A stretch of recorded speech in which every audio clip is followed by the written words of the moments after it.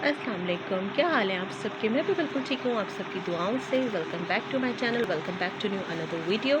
और अभी हो रहा है दोपहर का टाइम और मैं जा रही हूँ टेलर के पास क्योंकि मुझे कपड़े वगैरह देने थे सिलने के लिए।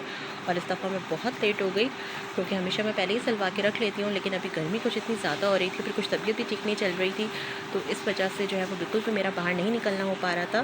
लेकिन आज मैंने सोचा कि अब मैं हिम्मत करके निकल ही जाऊँ क्योंकि अब बहुत कम दिन रह गए इंशाल्लाह ईद में। तो फिर यह है कि टेलर नहीं सिल के देंगे, ईद के कपड़े वगैरह मुझे सिलवाने थे क्योंकि अभी लाइट भी बहुत ज़्यादा जा रही है, तो फिर उनके पास ये अच्छा बहाना होता है कि भाई लाइट नहीं थी।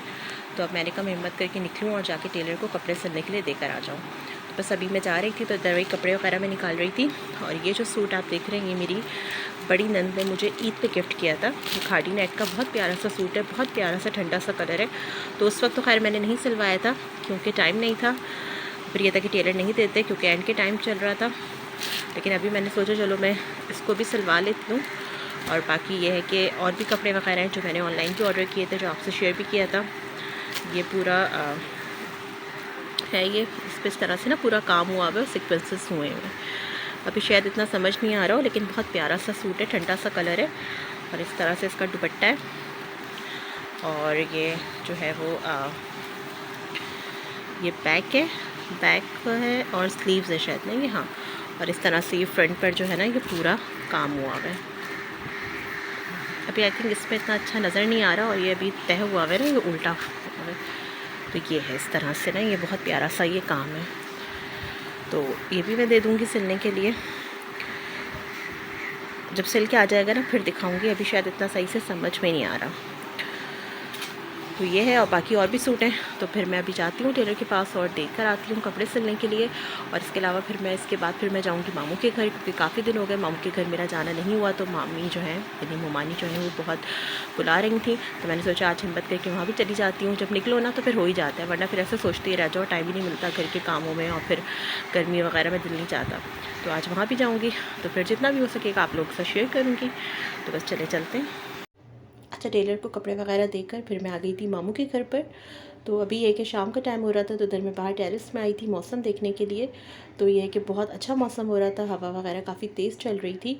तो फिर ये हुआ कि मोमानी ने कहा चलो छत पे चलते हैं क्योंकि छत पर तो और बहुत अच्छी हवा आ रही होती है, बहुत तेज़ हवा चल रही होती है। तो खैर फिर हम लोग छत पर आ गए थे थोड़ा सा मौसम को एंजॉय करने के लिए। अच्छा, लोग कहते हैं कि मैका जो होता है वो माँ बाप के दम से होता है और जो नानी का घर होता है वो नाना नानी के दम से होता है। तो अगर मैं अपनी बात करूँ ना तो मैंने तो खैर अपने नाना को कभी देखा ही नहीं क्योंकि अम्मी जब बहुत छोटी थी जब भी नाना की डेथ हो गई थी। इवन कि अम्मी ने भी नाना को नहीं देखा क्योंकि वो 6 मंथ्स की थी तभी नाना की डेथ हो गई थी।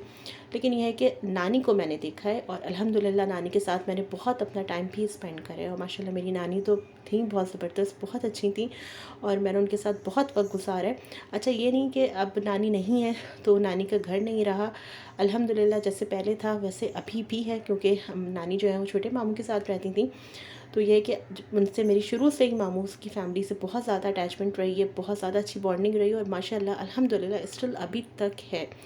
मतलब मुझे नहीं लगता अभी भी ऐसा आकर के जैसे मैं किसी मामू के घर आ गई या नानी नहीं है तो नानी की कमी का ज़ाहिर एहसास वो अपनी जगह होता है, लेकिन फिर भी वो प्यार वो रिस्पेक्ट मुझे वैसे ही मिलती है जैसे पहले मिलती थी। और हर रिश्ते में सबसे ज़्यादा जो ज़रूरी चीज़ होती है वो रिस्पेक्ट होती है, प्यार होता है। अगर प्यार ना हो, रिस्पेक्ट ना हो, एहसास ना हो तो रिश्ता बेमायने हो जाता है। तो अल्हम्दुलिल्लाह मुझे भी वैसी प्यार वैसी रिस्पेक्ट मिलती है और मैं भी बदले में वही देती हूँ क्योंकि दोनों तरफ से होता है। आप जैसा करेंगे, आप जैसा देंगे तो बदले में भी आपको वैसा ही मिलेगा। तो अल्हम्दुलिल्लाह अभी भी मेरी नानी का घर मौजूद है, बल्कि मैं यूँ कहूँगी कि नानी के घर से ज़्यादा वो जो है वो मेरा मैका है क्योंकि जिस तरह से एक बेटी को एक बहन को इज़्ज़त और एक प्यार मिलता है उसी तरह हमेशा से मुझे मिलता रहा और अभी तक मुझे मिल रहा है। तो यहाँ पर आके मुझे बिल्कुल भी ये फ़ील नहीं होता कि मैं पता नहीं कहाँ आई हूँ या कहाँ नहीं आई। मुझे यही लगता है जैसे मैं अपने मैके में आई हूँ। पहले नानी का घर था लेकिन अब वो मेरा मैका बन चुका है। तो माशाल्लाह से यही होता है, ये रिश्तों की खूबसूरती होती है और अल्लाह का शुक्र है अल्हम्दुलिल्लाह मेरे इर्द गिर्द बहुत प्यारे रिश्ते मौजूद हैं, एहसास करने वाले, मोहब्बत करने वाले, केयर करने वाले मौजूद हैं। और अल्लाह का शुक्र है कि मैं भी उनको बदले में उसी तरह रिस्पेक्ट, उसी तरह केयर देती हूँ, चाहे वो कोई भी रिश्ता हो। क्योंकि जब तक आप किसी को इज़्ज़त नहीं देंगे, प्यार नहीं देंगे ना, तो फिर आपको भी फिर वो चीज़ नहीं मिलेगी। आप इज़्ज़त देंगे, आप प्यार देंगे तो आपको भी बदले में इज़्ज़त और प्यार ही मिलेगा। लेकिन अगर आप इज़्ज़त नहीं देंगे किसी को, किसी का ख़याल नहीं करेंगे, एहसास नहीं करेंगे, प्यार नहीं देंगे, तो लाज़मी सी बात है फिर आपको भी वो चीज़ नहीं मिलेगी। तो फिर ये होता है कि फिर आपको ये होता है कि लो हमें फिर उस तरह से वो नहीं मिल रहा। तो लाज़मी बात है कहीं न कहीं हमसे भी तो गलती हुई होती है ना, भूल चूक हुई होती है। तो यही वजह होती है। बहरहाल अभी जो है वो रात में टाइम हो गया था खाने का, तो ममानी यही पूछ रही थी मैं क्या बनाऊँ, मैं पुलाव बनाऊँ, बिरयानी बनाऊँ, ये बनाऊँ, वो बनाऊँ। जैसे एक माँ को होता है ना कि बेटियाँ आती हैं तो उनको फ़िक्र हो जाती है बस क्या हम बना लें। तो खैर मैंने उनको ये कहा कि नहीं आप ज़्यादा परेशान ना हो, गर्मी बहुत ज़्यादा हो रही है, बस जो आराम से बन जाए बस वो बना लें। तो खैर ममानी ने इधर हलीम भी बनाई हुई थी चिकन की, और साथ में फिर उन्होंने कढ़ाई भी बना ली थी। हालाँकि मैंने मना किया था कढ़ाई नहीं बनाए, जब हलीम है तो क्यों परेशान हो रही हैं, लेकिन उन्होंने कहा नहीं मैं बना लेती हूँ। तो फिर हलीमा कढ़ाई दोनों ही हो गई थी। और यहाँ सिला ने कहा कि मुझे भी कोई काम थे, तो फिर मैंने कहा चलो तुम ऐसा करो पुदीना तोड़ दो, तो सिला यहाँ पे पुदीना तोड़ रही थी। और हलीम तैयार हो चुकी थी माशाल्लाह, बहुत मज़े की बनी थी हलीम भी और कढ़ाई भी। तो ये है कि अभी बस मैं देख रही थी, तो ये है कि कढ़ाई तो अभी बन रही थी और हलीम तैयार थी। तो फिर ममानी ने मुझे कहा कि अच्छा ऐसा करो तो मुझे ना चख के बताओ कि कैसी बनी है हलीम, किसी चीज़ की कमी पेशी तो नहीं है। तो बस इधर अभी मैं वही चख रही थी और मैं यही कह रही थी ममानी से कि नहीं सारी चीज़ें माशाल्लाह से बिल्कुल परफेक्ट हैं, बहुत अच्छी बनी है। तो बस ये था कि ज़्यादा तो कुछ मैंने वहाँ पे वीडियो वगैरह नहीं बनाई, क्योंकि माशाल्लाह हमारी अपनी बातें इतनी होती हैं कि फिर याद ही नहीं रहता कि कुछ वीडियो वगैरह भी बनाना है, बस थोड़ा बहुत ही मैंने शूट किया था। और अब ये जो वीडियो है नेक्स्ट डे की है, और मैं बना रही थी यहाँ पे खट्टी मीठी मज़ेदार सी कैरी की चटनी। ये हमारी ट्रेडिशनल डिश है। वैसे तो खैर सबके घरों में किसी के यहाँ मुरब्बा बनता है, किसी के चटनी बनती है, लेकिन हमारे यहाँ जिस तरह चटनी बनती है आज मैं वो रेसिपी आप लोगों के साथ शेयर कर रही हूँ, क्योंकि हमारी फैमिली में सभी इसको बनाते हैं और मैं भी बनाती हूँ। बहुत मज़े की होती है, मीठी भी होती है, थोड़ी सी तीखी भी होती है और खट्टी भी होती है। और जब भी कैरियों का सीज़न आता है ना तो हम लोग ज़रूर इसको बनाते हैं और बहुत मज़े की बनती है। और ये होता है कि चटनी बन जाए ना तो इतना कोई मज़ा आता है, आप दाल के साथ या किसी के साथ भी इसको ना आराम से खा सकते हैं। तो अभी मैंने कैरी को ना फ्रेंच फ्राइज़ की तरह कट कर लिया था, जिस तरह हम फ्रेंच फ्राइज़ के लिए आलू को कट करते हैं ना, उसी तरह मैंने कट कर लिया था। और एक पैन में मैंने कैरी डाली। अच्छा कैरी मेरी 1 किलो थी और उसमें मैंने 1 कप के जितना जो है वो चीनी डाली है। थोड़ी सी मैंने कलौंजी डाली, थोड़ा सा नमक और कुटी हुई जो लाल मिर्च होती है ना वो। अच्छा बहुत ज़्यादा ये सब चीज़ें नहीं डालनी, बस बैलेंस में डालना है कि जो उसका टेस्ट है ना वो खट्टा भी हो, थोड़ा मीठा भी हो और तीखा भी हो। और अब मैं थोड़ा सा सिरका डालूंगी, क्योंकि सिरका जो है वो प्रिजर्वेशन का काम करता है, तो उससे ये है कि बहुत अच्छी चीज़ें आपकी प्रिजर्व हो जाती हैं।